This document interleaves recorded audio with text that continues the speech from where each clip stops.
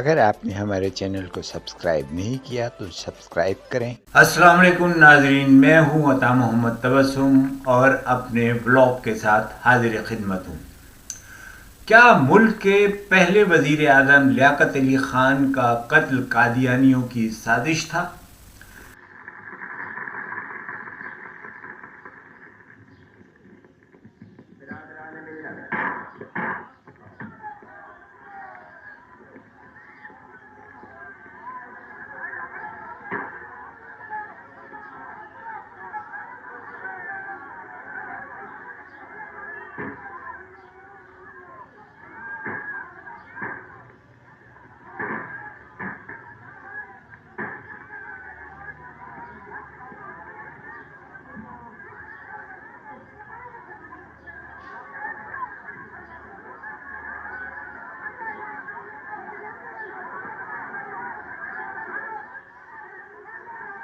کیا قادیانی ملک پر حکمرانی کا خواب دیکھ رہے؟ خان کے قتل سے 3 ہفتے قبل سر ظفر اللہ خان امریکی صدر سے ملاقات میں کون سا اہم پیغام لے کر گئے تھے، اور لیاقت علی خان کے قاتل سید اکبر کو موقع واردات پر قتل کرنے کا پشتوں میں حکم دینے والے نجف خان کو پنجاب حکومت نے کیوں بے گناہ قرار دے دیا؟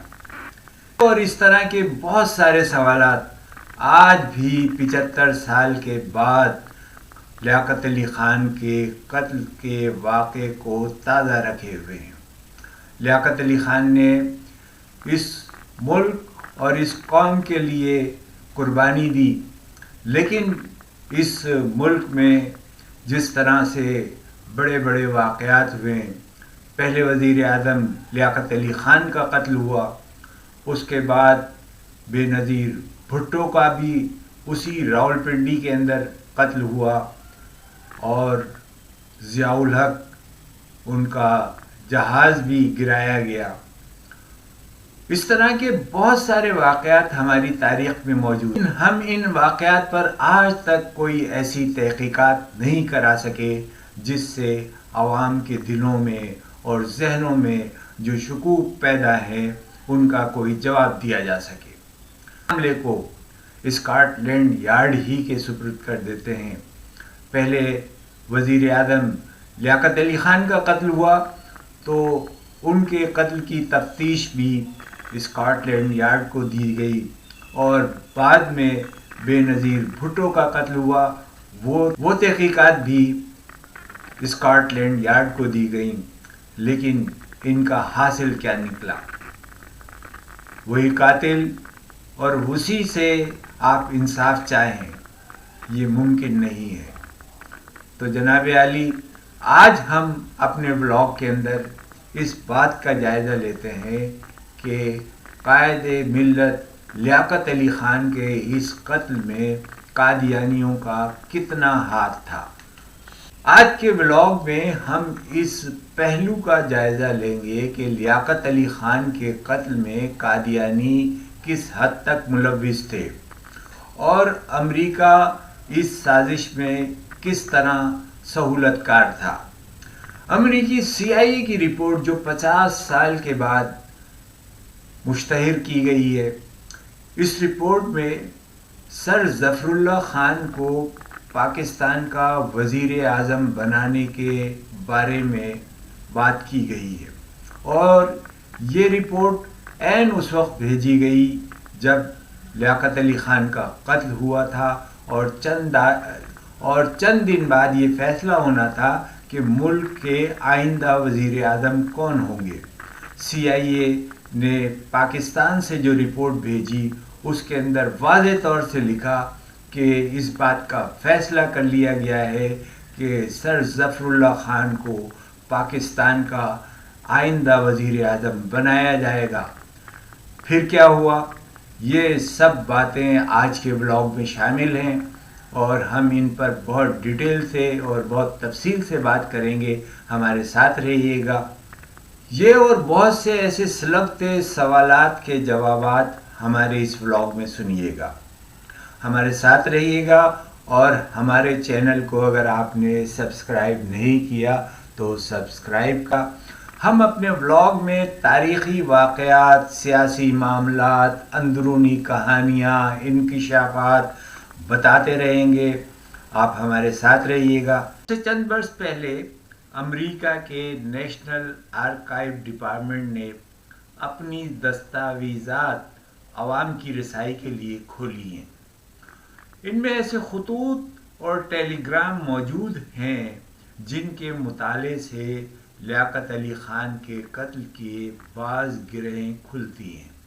ان میں پہلی دستاویز 7 ستمبر 1951 کو کراچی میں امریکی سفیر ایوا روان کی جانب سے امریکی وزیر خارجہ ایچیسن کے نام بھیجا گیا ایک ٹیلی گرام ہے، جس کا نمبر 251 ہے اور اس پر کانفیڈینشیل کے الفاظ تحریر ہے۔ اس ٹیلی گرام کے مطابق اس شام پاکستان کے وزیر خزانہ غلام محمد نے امریکی سفیر سے چائے پر ملاقات کی۔ سفیر کے مطابق غلام محمد شدید بیماری کے بعد تیزی سے صحت یاب ہو رہے تھے۔ غلام محمد نے وان سے درخواست کی کہ وہ حسب ذیل پیغام امریکی وزیر خارجہ تک پہنچا دیں۔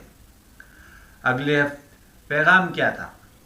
پیغام یہ ہے، اگلے ہفتے ظفر اللہ خان واشنگٹن پہنچ رہے ہیں، عذرائے کرم ان سے ملاقات کر لیجئے۔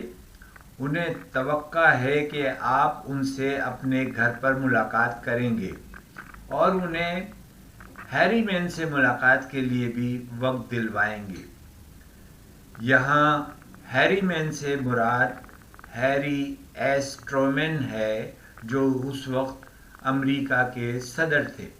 اس ٹیلی گرام میں امریکی سفیر وارن نے مزید یہ بھی لکھا کہ غلام محمد کہتے ہیں کہ وہ پاکستان کی تعمیر اور مسلم دنیا کو کمیونزم کے خلاف منظم کرنے کا نصب العین پورا کیے بغیر مرنے کا ارادہ نہیں رکھتے، اور ان کی خواہش ہے کہ آپ یہ بات جان لیں کہ ظفر اللہ خان، گورمانی اور وہ خود انڈیا کی چھیڑ خانی کو جنگ میں تبدیل نہیں ہونے دیں گے۔ وہ دسمبر میں 3 ہفتے کے لیے امریکہ آنا چاہتے ہیں اور اس موقع پر آپ سے ملاقات کے خواہاں ہیں۔ اس پورے بیان میں لیاقت علی خان کا کوئی ذکر موجود نہیں ہے۔ غلام محمد اپنے اس پیغام میں امریکی وزیر خارجہ کو جس امر کی یقین دہانی کرا رہے ہیں وہ یہ تھا کہ وہ اور ان کے 2 رفقا انڈیا کی چھیڑ خانی کے جواب میں جنگ نہیں ہونے دیں گے۔ آزاد ملک کے وزیر خزانہ کو ایک عالمی طاقت کے وزیر خارجہ کو یہ یقین دہانی کرانے کی کیوں ضرورت پیش آئی؟ اس کی وجہ اس زمانے میں لیاقت علی خان نے 27 جولائی 1951 کو لیاقت علی خان نے عوام سے خطاب کرتے ہوئے انڈیا کو مکہ لہرا کر دکھایا تھا، اور لیاقت علی خان کا یہ مکہ تاریخ کے اندر بہت مشہور ہوا، اور اس مکے سے نہرو کو یہ جواب مل گیا کہ پاکستان طاقت سے بھی جواب دینا جاتا ہے، اور یہی وجہ تھی کہ امریکہ خوف زدہ تھا کہ پاکستان اس جنگ کو نہ شروع کر دے، اور اس لیے اس نے اپنے حاشیہ نشینوں کے ذریعے، خاص طور سے قادیانیوں کے ذریعے، اس جنگ کو روکنے کے لیے امریکہ کو یقین دہانی کرائی۔ اکثر لوگ لیاقت علی خان پر یہ الزام لگاتے ہیں کہ انہوں نے امریکہ سے تعلقات کے بجائے روس سے تعلقات کو ترجیح دی، جس کی وجہ سے ان کی شہادت ہوئی اور امریکہ نے ان کے خلاف اس طرح کا فیصلہ کیا۔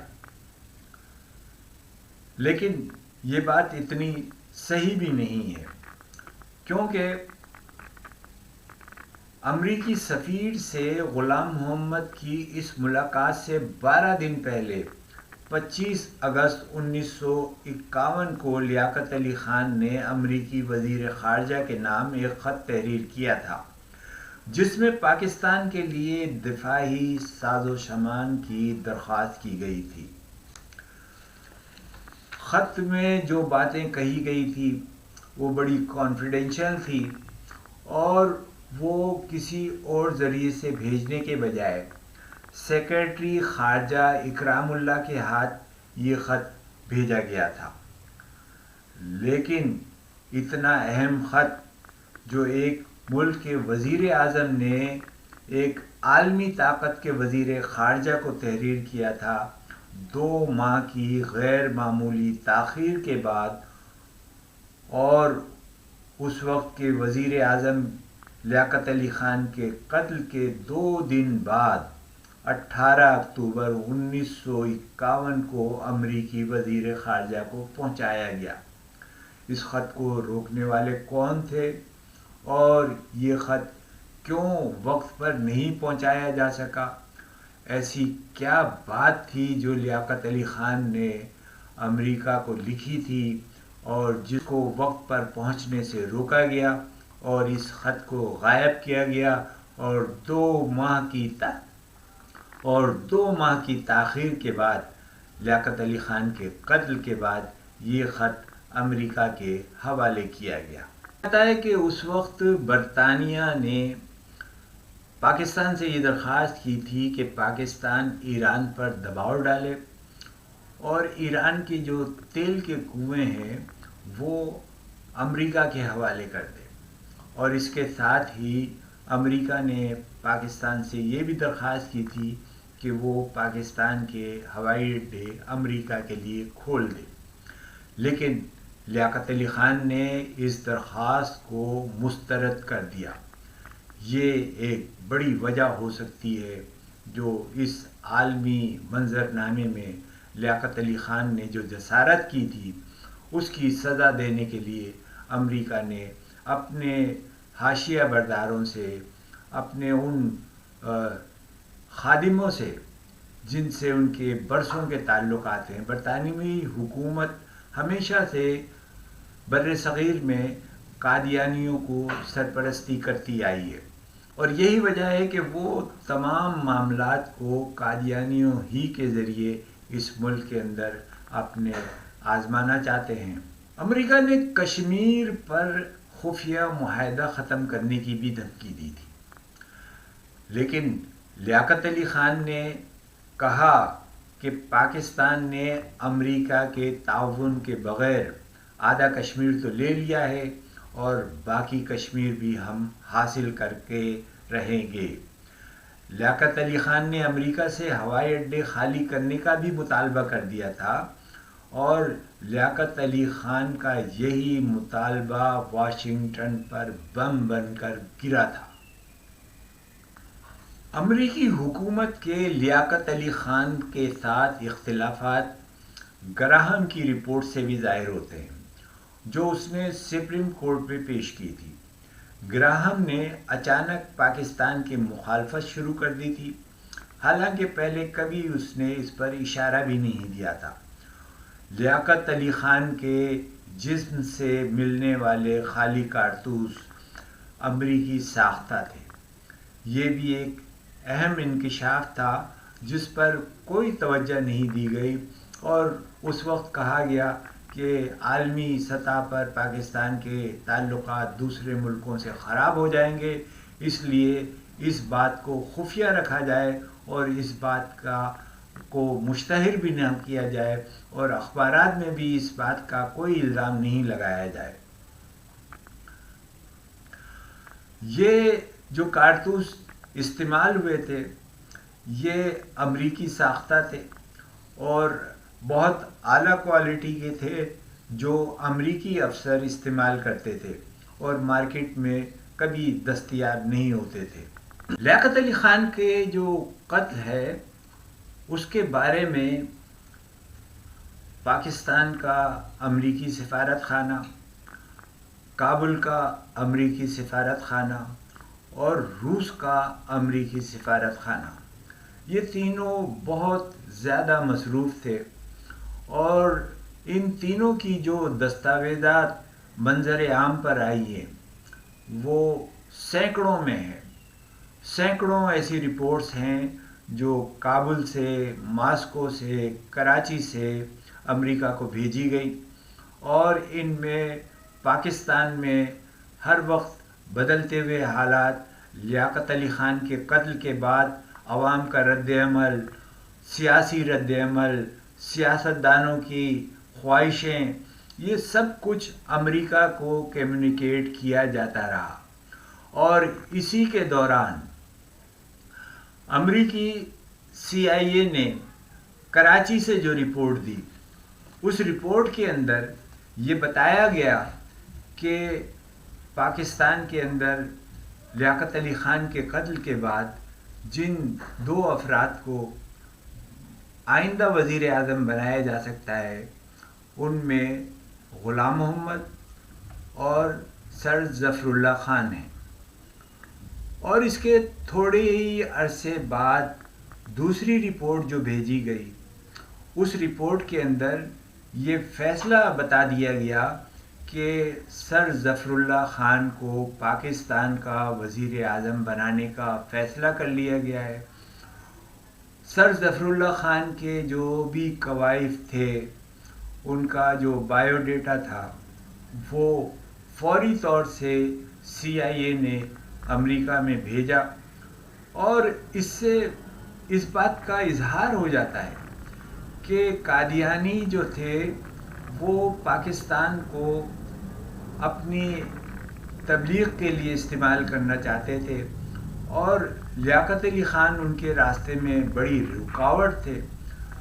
ان کے قادیانیوں کے امریکہ اور برطانیہ سے تعلقات کوئی پوشیدہ تو ہے نہیں، آج پوری دنیا کو معلوم ہے کہ انہیں کون پناہ دیے ہوئے اور کون ان کی پشت پناہی کرتا ہے۔ تو یہ لوگ جو ہے اس وقت سے سرگرم تھے، اور یہ بات جب CIA کی رپورٹ کے اندر ظاہر ہو گئی ہے تو اس بات کو برملا کہا جا سکتا ہے کہ قادیانی ہی وہ عناصر تھے جو پاکستان کے پہلے وزیر اعظم لیاقت علی خان کے قتل میں ملوث ہیں، اور اس بات کی اب بھی تحقیقات ہونی چاہیے، پوری طرح تحقیقات ہونی چاہیے، اور اس کے تمام معاملات کو عوام کے سامنے لانا چاہیے۔ پنجاب میں اس وقت نجف خان جو تھے وہ سیکورٹی پر مامور تھے، اور انہوں نے لیاقت علی خان کے قتل کے لیے جو عوام سے ان کا فاصلہ تھا وہ 8 فٹ کے فاصلے کے اوپر انہوں نے جو ہے لوگوں کو بیٹھنے دیا۔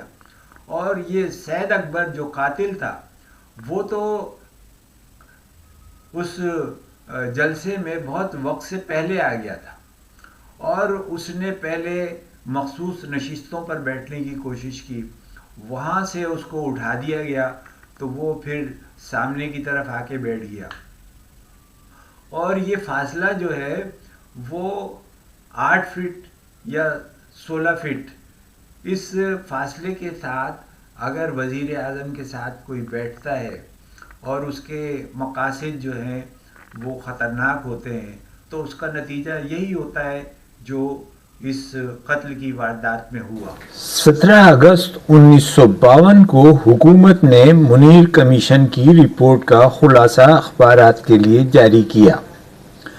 اس وقت امریکی سفارت خانے نے امریکی وزارت خارجہ کو اس رپورٹ کے بارے میں عوامی جذبات سے بھی مطلع کیا، اور لکھا کہ سفارت خانے کو یقین ہے کہ کمیشن کی رپورٹ مبہم ہے اور کسی نتیجے پر نہیں پہنچتی، جس کی وجہ سے کابینہ اس مقام پر کھڑی نظر آتی ہے جہاں وہ اس کمیشن کے قیام سے پہلے تھی۔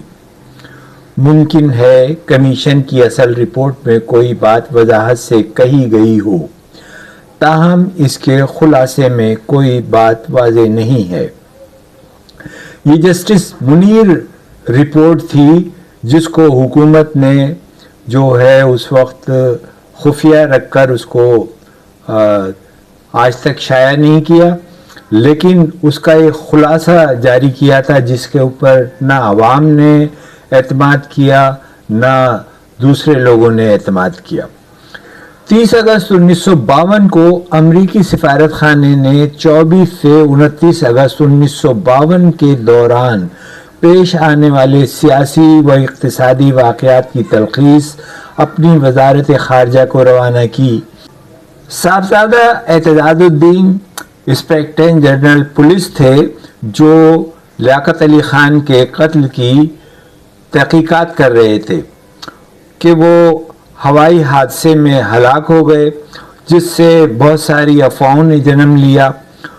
پریس کا دعویٰ تھا کہ صاحبزادہ اعتزاز الدین لیاقت علی خان کے قتل کی خفیہ طور پر تحقیقات کر رہے تھے۔ جناح عوامی لیگ کے سربراہ حسین شہید سہروردی نے بھی حکومت پنجاب کو اس بارے میں مورد الزام ٹھہرایا تھا کہ اس نے صاحبزادہ اعتزاز الدین کی حفاظت کے لیے خاطر خواہ انتظامات نہیں کیے۔ اس سے اگلے ہفتے 9 ستمبر 1952 کو امریکی سفارت خانے نے اپنی اس نوعیت کی ایک اور رپورٹ میں اس معاملے پر مزید روشنی ڈالی۔ مطلع کیا کہ ہوائی حادثے میں صاحبزادہ اعتزاز الدین کی ہلاکت کی تفتیش کرنے والی کمیٹی اس پہلو پر بھی تفتیش کر رہی ہے کہ صاحبزادہ اعتزاز الدین اپنے ہمراہ قتل کی جو دستاویز لے کر پشاور جا رہے تھے، اس میں کتنی دستاویزات حادثے کے بعد محفوظ رہ سکی۔ منیر کمیشن کی رپورٹ کی اشاعت اور صاحبزادہ اعتزاز الدین کی ناگہانی ہلاکت نے لیاقت علی خان کے قتل کے معاملے کو مزید پراسرار بنا دیا، جس کے بعد حکومت کو اس قتل کی تفتیش کے لیے اسکاٹ لینڈ یارڈ کے سراغ رساں C.W. یورین کی خدمات حاصل کرنی پڑی۔ لیاقت علی خان قتل کیس کے حوالے سے جو آخری دستاویز موجود ہے وہ 16 اکتوبر 1954 کو بیگم رانا لیاقت علی خان کا جاری کردہ ایک بیان ہے جو انہوں نے ہالینڈ کی دارالحکومت ہیگ سے جاری کیا تھا۔ اس بیان میں انہوں نے 6 سوال اٹھائے تھے۔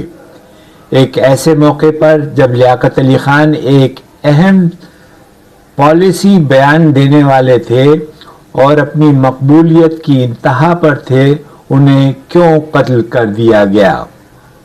دوسرا سوال یہ تھا کہ قاتل کو ایسے موقع پر جب وہ بے بس کیا جا چکا تھا کیوں ہلاک کر دیا گیا؟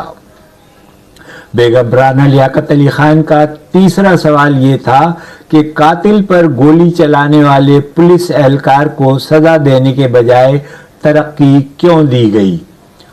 اور چوتھا سوال یہ تھا کہ ملک میں چند اہم اور بااثر افراد لیاقت علی خان کو اپنے راستے سے کیوں ہٹانا چاہتے تھے؟